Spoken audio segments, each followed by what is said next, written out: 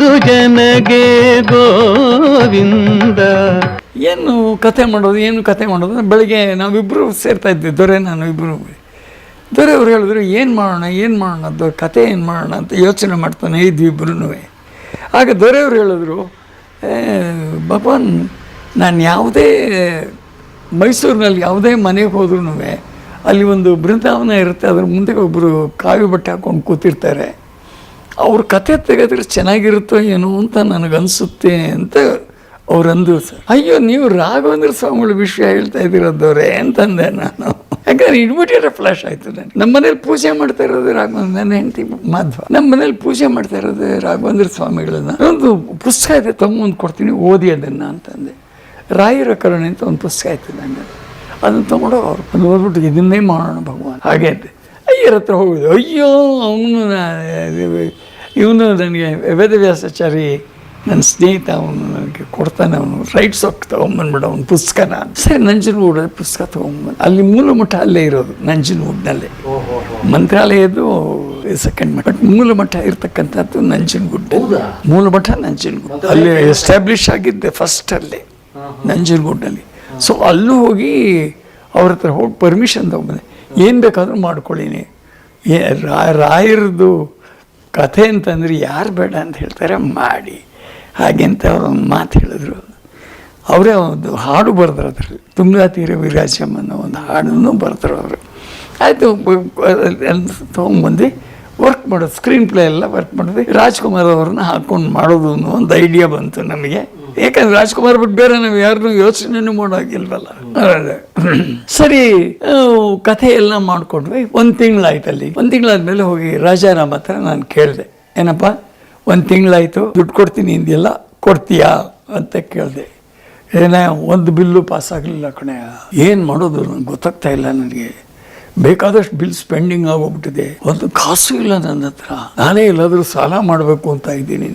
ನನ್ನ ಪರಿಸ್ಥಿತಿ ಆ ಥರ ಬಂದ್ಬಿಟ್ಟಿದೆ. ನನಗೆ ಜನಗಳಿಗೆಲ್ಲ ಕೂಲಿ ಕೊಡಬೇಕು ಅಂತಂದರೆ ನಾನೇ ಪರಿಸ್ಥಿತಿ ನೋಡೋಣ, ಯಾವುದಾದ್ರೂ ಈ ಬಿಲ್ ಪ್ರೆಸೆಂಟ್ ಮಾಡಿದ್ದೀನಿ, ಅದರಲ್ಲಿ ಯಾವುದಾದ್ರೂ ಪಾಸ್ ಆದರೆ ನೋಡೋಣ. ಯಾವಾಗ ಕೊಡ್ತೀನಿ ಅಂತ ಹೇಳೋಕ್ಕಾಗಲ್ಲಪ್ಪ, ಬಿಲ್ ಯಾವಾಗ ಪಾಸ್ ಆಗುತ್ತೋ ಅವಾಗ ನೋಡ್ಕೊಳ್ಳೋಣ. ಫೋನ್ ಮಾಡ್ತೀನಿ, ಅವಾಗ ಬಾ ನೀನು. ನಮ್ಮ ಮನೇಲಿ ಫೋನ್ ಇತ್ತು, ನೀನು ಬಾ ನೀನು ಫೋನ್ ಮಾಡ್ತೀನಿ, ಅವಾಗ ಬಂದು ಇಸ್ಕೊಂಡು ಹೋಗ್ಬೇಕಾದ್ರೆ ನನ್ನ ಕೈಲೇ ಎಷ್ಟಾಗುತ್ತೋ ಅಷ್ಟು ಕೊಡ್ತೀನಿ ಹಾಗೆ ಅಂತ.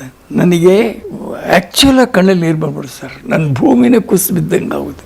ಯಾಕೆಂದರೆ ಇಲ್ಲೆಲ್ರಿಗೂ ಹೇಳ್ಬಿಟ್ಟಿದ್ದೀನಿ, ಇಲ್ಲಿ ನಮ್ಮ ದೊರೆಯವರಿಗೆ, ಅಯ್ಯರವರಿಗೆ, ಸಿಂಗ್ ಠಾಕೂರ್ ಅವ್ರಿಗೆ ಎಲ್ರಿಗೂ ಹೇಳ್ಬಿಟ್ಟಿದ್ದೀನಿ, 15,000 ರೂಪಾಯಿ ತರ್ತೀನಿ, 15,000 ರೂಪಾಯಿ ತರ್ತೀನಿ. ಇಲ್ಲಿ ನಮ್ಮ ಮತ್ತೆ ಕೊಡೋಲ್ಲ. ಇಲ್ಲಿ ರಾಜಾರಾಮ್ ಕೈ ಎತ್ಬಿಟ್ಟ. ಏನು ಮಾಡಲಿ ನನ್ನ ಗತಿ? ನನಗೆ ಯಾಕೆ ಸಪ್ಪು ಇದೆಯಾ ನೀನು ಅಂತ ಕೇಳ್ದ ಅವನು. ಏನೇ ನೀನು ಇಷ್ಟು ನಂಬಿಕೆ ಮಾಡಿಬಿಟ್ರೆ ನೀನು ಇಷ್ಟು ನಂಬಿಕೆ ದ್ರೋಹ ಮಾಡ್ತೀಯ ಅಂತ ನನಗೆ ಗೊತ್ತಿರಲಿಲ್ಲ. ಇವಾಗ ನಾನು ಅವರಿಗೆಲ್ಲ ಹೇಳ್ಬಿಟ್ಟು ನೀ ಕೊಡ್ತೀಯಾ ಅಂತ ಹೇಳ್ಬಿಟ್ಟು ನನ್ನ ಕೈಯಲ್ಲಿ ಈಗ ಆಗಲ್ಲ ಅಂತಂದರೆ ಹೇಗೆ ಅವ್ರಿಗೆ ಮುಖ ತೋರಿಸ್ಲಿ? ನಾವು ಎಷ್ಟು ಒಳ್ಳೆ ಕಥೆ ಮಾಡಿದ್ದೀವಿ ಗೊತ್ತಾ, ಏನು ಮಾಡಿದ್ದೀವಿ ಹಂಗೆ. ಅವನು ಕೇಳೋದೆಲ್ಲ ನನ್ನ ಮಾತೆಲ್ಲ ಕೇಳಿಸ್ಕೊಂಡ, ನನ್ನ ದುಃಖ ಎಲ್ಲ ಕೇಳ್ಕೊಂಡು ಏನು ದೊಡ್ಡ ಕತೆ ಮಾಡ್ಬಿಟ್ಟಿದ್ಯಾ ನೀನು ಅಂತ ಕೈ ಆಡಿಸ್ಕೊಂಡು ಕೇಳ್ದ ಅವನು. ಅದಕ್ಕೆ ಏನಿಲ್ಲಪ್ಪ ಬಿಡು, ಅದನ್ನು ಯಾಕೆ ಕೇಳ್ತೀಯ? ಅದು ಇಲ್ಲ, ಅದೇನು ದೊಡ್ಡ ಕತೆ ಮಾಡಿದ್ಯಾ ಹೇಳು ನನಗೆ ಅಂದ. ಅದಕ್ಕೆ ಏನಿಲ್ಲ, ರಾಘವೇಂದ್ರ ಸ್ವಾಮಿಗಳ ಕಥೆ ಮಾಡಿದ್ದೀನಪ್ಪ ಅಷ್ಟೇ, ಇದರಿಂದ ಅಂದ. ರಾಘವೇಂದ್ರ ಸ್ವಾಮಿಗಳ ಕಥೆ ಮಾಡಿದ್ದೀವಪ್ಪ ಅಷ್ಟೇ. ಅವನು ಒಂದು ಕೊಂಚ ಮುಖ ಒಂದು ಕೊಂಚ ಸಪ್ಪಗಾಯ್ತು. ಆಯಿತು, ಸುಶಿ ಅವನ ಹೆಂಡ್ತಿನ ಕರೆದ, ಅವನು ಒಂದು ಲೋಟ ಕಾಫಿ ಕೊಡು ಅವನಿಗೆ. ಅವನು ಯಾಕೋ ತುಂಬ ಅಳ್ತಾ ಇದ್ದಾನೆ, ಅವನಿಗೆ ಸಮಾಧಾನ ಮಾಡಬೇಕು. ಅವನು ಒಂದು ಲೋಟ ಕಾಫಿ ಕೊಡು ಅವನಿಗೆ. ನೀನು ಕಾಫಿನೂ ಬೇಡ, ಯಾವಾಗ ಬೇಡ, ಹೋಗೆ ಅಂದೇನು. ಇಲ್ಲ ಕಾಫಿ ಕೊಡಿ, ಒಂದು ಕೊಂಚ ನೀನು ಸಮಾಧಾನ ಮಾಡ್ಕೊ ಹಾಗೆ ಅಂತಂದ್ರೆ ಸಮಾಧಾನ ಮಾಡಿಕೊಂಡೆ ಸರ್. ನಾನು ಸಮಾಧಾನ ಮಾಡ್ಕೊಂಡು ಅವನ ಹೆಂಡ್ತಿ ಕಾಫಿ ಕುಡಿಯೋಕೆ ಮನಸ್ಸೇ ಇಲ್ಲ. ಹಂಗಾದ್ರೂ ಕೊಟ್ರಲ್ಲ ಅನ್ನೋ ಬಲವಂತಕ್ಕೆ ನಾನು ಕುಡಿದೆ. ಇವನು ಒಳಗಡೆ ಹೋದವನು ಆಚೆ ಕಡೆ ಬಂದವನು 15,000 ರೂಪಾಯಿ ಚೆಕ್ ಇಟ್ಕೊಂಬಂದೇನು ಕೈಲಿ, ತಗೋ ಇದನ್ನು ನೀನು 15,000 ರೂಪಾಯಿ. ಎಲ್ಲ ಈಗ ತಾನೇ ಹೇಳಿದೆಯಲ್ಲ, ಇಲ್ಲ ನೀನು ತಗೋ. ನೀನು ಯಾರು ಕತೆ ಮಾಡಬೇಕು ಅಂದೆ? ರಾಘವೇಂದ್ರ ಸ್ವಾಮಿಗಳ ಕಥೆ ಮಾಡಬೇಕು ಅಂದೆ. ದೇವ್ರ ಮನೆ ನೋಡು ಯಾರಿದ್ದಾರೆ, ಅವ್ರ ಕಥೆ ಮಾಡ್ತೀನಿ ಅಂದಾಗ ನಾನು ಕೊಡದೇ ಇರ್ತೀನಿ ದುಡ್ಡು.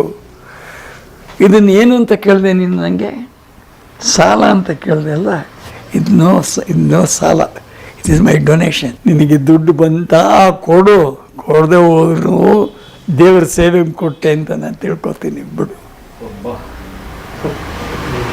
ಅಂತಂದ ಸರ್. ನನಗೆ ಅಷ್ಟೊತ್ತು ಕಣ್ಣಲ್ಲಿ ನೀರು ಅಳ್ತಾ ಇದ್ದವನು ಆನಂದ ಬಾಷ್ಪ ಶುರು ಆಗೋಯ್ತು ಸರ್ ನನಗೆ. ಅಲ್ಲ ಕಣ, ಈಗ ತಾನೇ ಹೇಳ್ದಿಲ್ಲ, ಇಲ್ಲ ಅದಿಲ್ಲ, ನಾನು ದೇವರ ಅಪ್ಪಣೆ ಆಗಿದೆ ನನಗೆ ಕೊಡಬೇಕು ಅಂತ ತೊಗೊಂಬಂದು ಅದರಿಂದ 15,000 ರೂಪಾಯಿನಲ್ಲಿ ಆ ಪಿಕ್ಚರ್ ಸ್ಟಾರ್ಟ್ ಮಾಡಿದ್ವಿ ಸರ್. ಪಿಕ್ಚರ್ ಸ್ಟಾರ್ಟ್ ಮಾಡಿದಾಗ ನಮ್ಮ ನರಸಿಂಹಮೂರ್ತಿಯವ್ರು ಪಿಕ್ಚರ್ ಮಾಡಿದ್ರೆ ಅವ್ರದ್ದು ಡಿಸ್ಟ್ರಿಬ್ಯೂಷನ್ ಕಂಪ್ನಿ ಐತಿ ಇಲ್ಲಿ. ಆ ಡಿಸ್ಟ್ರಿಬ್ಯೂಷನ್ ನಾನೇ ಮಾಡ್ತೀನಿ ಅಂತ ಹೇಳಿ 65,000 ರೂಪಾಯಿಗೆ ಅಗ್ರಿಮೆಂಟ್ ಮಾಡಿಕೊಂಡ್ರು. ಸ್ಟಾರ್ಟ್ ಆಗಿಲ್ಲ 65,000 ರೂಪಾಯಿ. ತಕ್ಷಣ ನಮ್ಮ ಬಾಂಬೆ ಕರ್ನಾಟಕ ಏರಿಯಾದಲ್ಲಿ ನಮ್ದು ಎಲ್ಲ ಪಿಕ್ಚರ್ಗಳನ್ನು ಅವರೇ ತೊಗೊಂಡಿದ್ರು, ಶ್ರೀನಿವಾಸ ಪಿಕ್ಚರ್ಸ್ ಗದಗಂತೆ. ಅವ್ರು ಬಂದರು, ಅವರು 35,000 ರೂಪಾಯಿ ಕೊಟ್ಟರು. 1 ಲಕ್ಷ ಕಲೆಕ್ಟ್ ಆಗೋಯ್ತು ನಮಗೆ. ಇಡೀ ಪಿಕ್ಚರ್ ಕಲೆಕ್ಟ್ ಆಗಿ ಖರ್ಚಾಗಿದ್ದು ನಮಗೆ 1,03,000. ಇಡೀ ಪಿಕ್ಚರ್ ಪ್ರೊಡಕ್ಷನ್ಗೆ 1,03,000 ಖರ್ಚಾಯ್ತು ಸರ್ ಆ ಪಿಕ್ಚರ್ಗೆ. ಅದು ಪರಮಾತ್ಮನ ಕೃಪೆ. ಕೊಡ್ತು ಎಷ್ಟು ಕೊಡ್ತು ಅಂತಂದ್ರೆ ನಮಗೆ ಹೇಳ್ಕೊಳಕ್ಕಾಗಲ್ಲ. ಅವರು ದುಡ್ಡು ಕೊಡೋದಕ್ಕಿಂತ ಜಾಸ್ತಿಯಾಗಿ ಅವ್ರ ಕರುಣೆಯಿಂದ ನಮ್ಮ ಮೇಲೆ ದಾರ ಎರೆತ್ಬಿಟ್ರು ಅಷ್ಟೇ. ಅದನ್ನು ನಾನು ಹೇಳ್ತೀನಿ, ಇವತ್ತಿನವರೆಗೂ ನಾವು ಹಿಂತಿರುಗಿ ನೋಡಿಲ್ಲ. ಅದು ಆಗಿದ್ದೇ. ಅದರಲ್ಲಿ ಯಾರ್ಯಾರು ಕೆಲಸ ಮಾಡಿದ್ರು ಅವ್ರಿಗೆಲ್ಲ ಒಳ್ಳೆಯದೆ. ಇಲ್ಲೇನಾಗೋಯ್ತು, ಅಲ್ಲೊಂದು ಚಿಕ್ಕ ಕೆಲಸ ಆಗೋಯ್ತು. ಈ ಮಂತ್ರಾಲಯ ಮಹಾತ್ಮೆ ನಾವು ತೆಗಿತಾ ಇದ್ದೀವಿ, ನಾವು ಈ ಕಡೆ ಬಿಸಿ ಆಗ್ಬಿಟ್ವಲ್ಲ, ಅವ್ರು ನರಸಿಂಹಮೂರ್ತಿಗಳಿಗೆ ಪಿಕ್ಚರ್ ತೆಗಿಯೋ ಚಟ ಬಂದ್ಬಿಟ್ಟಿತ್ತು. ಆನಂದ ಕಂದ ಅದು ಇದು ಅಂತ ಹೇಳ್ಬಿಟ್ಟು 2-3 ಪಿಕ್ಚರ್ ತೆಗೆದ್ರು, ಮತ್ತೆ ಕೈ ಸುಟ್ಕೊಂಡ್ರು ಅವ್ರು. ನಾವು ಮಂತ್ರಾಲಯ ಮಹಾತ್ಮೆ ಚೆನ್ನಾಗಿ ಓಡ್ತು. ಮೊದಲನೇ ರಿಲೀಸ್ನಲ್ಲಿ 50 ದಿವಸ ಹೋಯಿತು. 2ನೇ ಸಲ ರಿಲೀಸ್ ಮಾಡಿದ್ವಿ, 100 ದಿವಸ ಹೋಯಿತು. ಅದು ಎಲ್ಲಿ ರಿಲೀಸ್ ಮಾಡಿದ್ದೀವಿ ನಾವು, ಕೆಂಪೇಗೌಡ ಥಿಯೇಟ್ರ್ನಲ್ಲಿ. ಅಲ್ಲಿ ಬರೀ ಬೇರೆ ಥರ ಪಿಕ್ಚರ್ಗಳೇ ಓಡ್ತಾ ಇದ್ದಿದ್ದು ಜಾಗ ಅದು. ಅಲ್ಲಿ ಹೋಗಿ ಇದನ್ನು ಹಾಕಿದ್ದೀವಿ. ಇಲ್ಲಿ 100 ಡೇಸ್ ಹೋಗ್ಬಿಡ್ತಿದ್ವಿ.